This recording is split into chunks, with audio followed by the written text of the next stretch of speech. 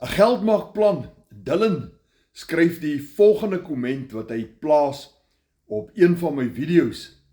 Hy sê, jare terug was daar 'n ou wat 'n besigheidsplan verkoop het en dan geld maak.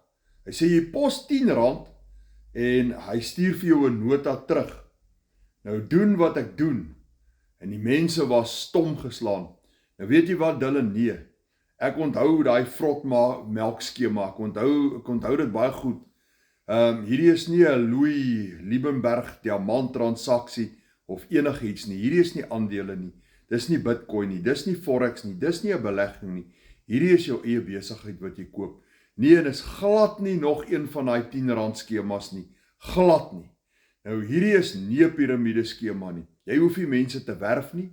Daar's nie mense onder jou wat jy moet kry uit wie jy geld uitmaak nie. Daar's niemand bo jou nie. Dis 'n eenman saak, is jou eie besigheid wat jy vir jouself kry. Nou as jy wil weet hoe jy met so 'n besigheid dollars aanlyn verdien, enigiets van R1600 per transaksie tot R23.000 per transaksie, in die gemak van jou eie huis, soos wat ek hier in my eie sitkamer sit, net met my selfoon, en dit vat my 2 ure per dag. Skryf vir my meer inligting in die comments, of as jy regtig ernstig is, WhatsApp my met die woorde meer inligting, en ek gaan vir jou al die inligting stuur wat jy nodig het om dollars aanlyn te kan verdien.